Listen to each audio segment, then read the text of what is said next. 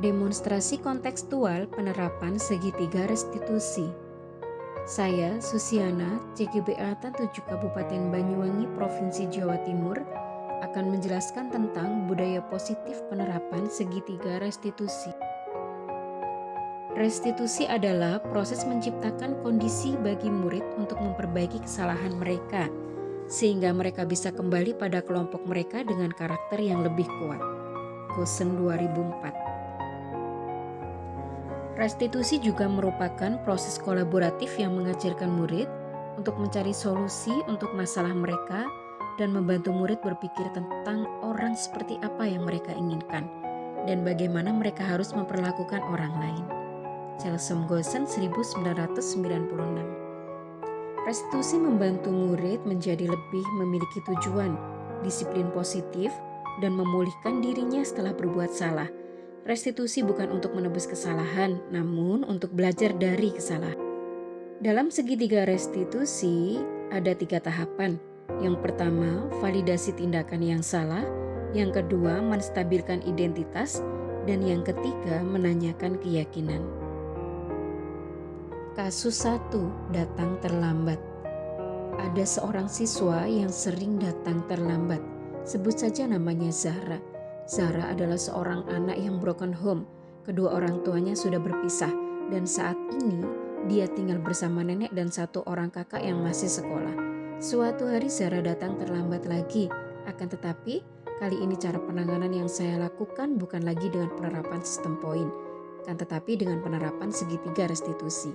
Harapan kami dengan penerapan segitiga restitusi bukan hanya agar siswa dapat belajar dari kesalahannya, tapi kita dapat mengetahui kebutuhannya serta penyebab dari kesalahan yang mereka lakukan. Zahra tahu kenapa Zahra dipanggil ke sini? Ya, gara-gara Zahra datang terlambat. Zahra tahu jam berapa jam masuk di sekolah kita? Jam 7. Zahra datang jam berapa tadi? Jam 7 lewat 5. Kenapa Zahra datang terlambat?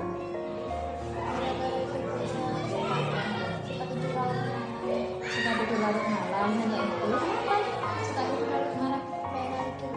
Sampai kita main game sampai lupa tidur, keasikan ya. Zahra, manusia itu semua pasti pernah melakukan salah. Puisi juga sama, teman-teman di kelas juga sama, pasti semua pernah melakukan salah. Ya, di sini puisi tidak mencari kesalahan Zahra, tapi puisi mau menyadarkan Zahra bahwa perbuatan Zahra itu keliru. Ya, Zahra harus punya motivasi untuk jadi anak yang lebih baik lagi. Zahra pasti anak yang baik. Zahra bukan anak yang nakal. Zahra bukan anak yang suka terlambat. Zahra, manusia itu semua pasti pernah melakukan salah. Puisi juga sama, teman-teman di kelas juga sama, pasti semua pernah melakukan salah.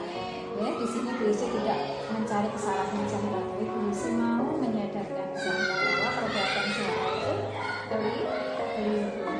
Ya, Zahra harus punya motivasi untuk jadi anak yang lebih baik lagi. Zahra pasti anak yang baik. Zahra bukan anak yang nakal. Zahra bukan anak yang suka terlambat. Ya. Kasus 2, berbuat kurang sopan pada teman. Ada seorang siswa yang sering melanggar kesepakatan kelas. Sebut saja namanya Raka. Raka adalah siswa mutasi yang memang sedikit sulit untuk dinasehati.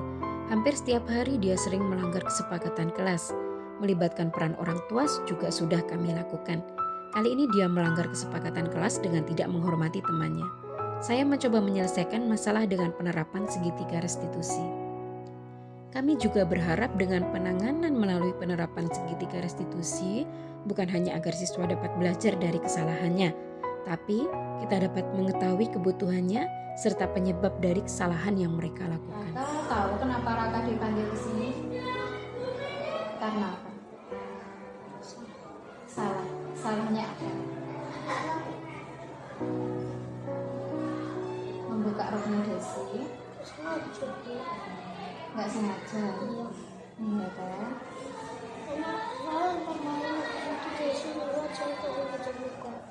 Gimana?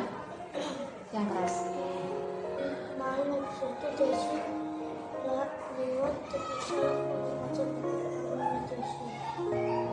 Masa nggak sengaja? Jadi, apa benar Raka membuka roknya Desi? Iya. Waktu apa tadi? Waktu masuk kelas, bukan waktu bermain. Bukan. Kakak sengaja apa tidak buka roknya Desi? Kenapa? Tadi Desi main sama Raka. Main polisi-polisian terus.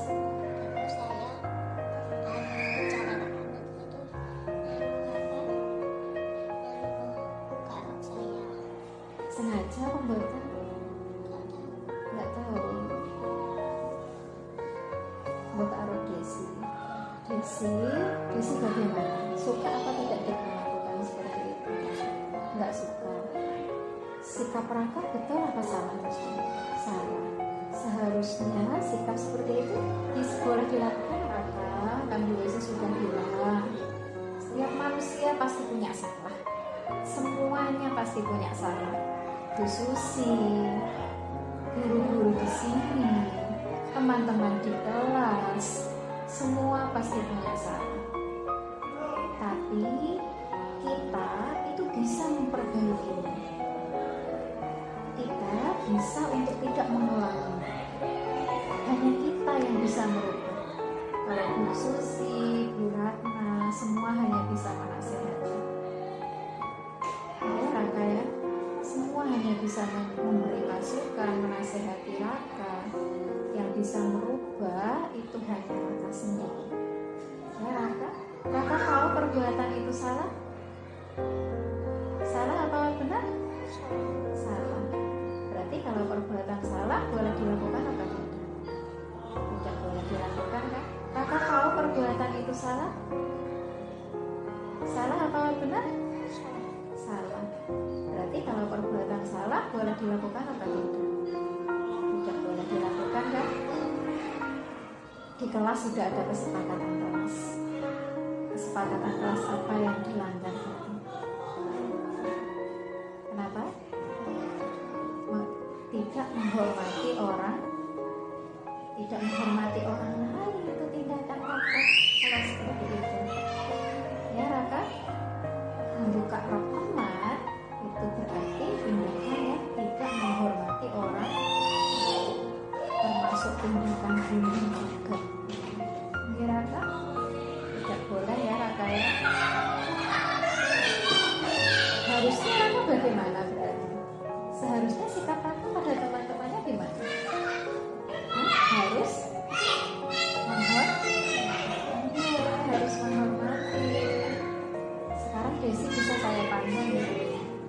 Sekarang kalau Raka mau minta maaf sama Desi dan tidak mengulanginya lagi, Desi mau memaafkan?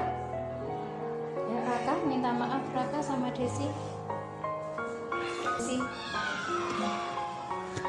minta maaf ya, nggak mengulangi lagi. Oke, janji ya nggak mengulangi lagi ya Raka ya. Ya sudah, Desi bisa kembali ke kelas Raka. Salam dan bahagia. Terima kasih.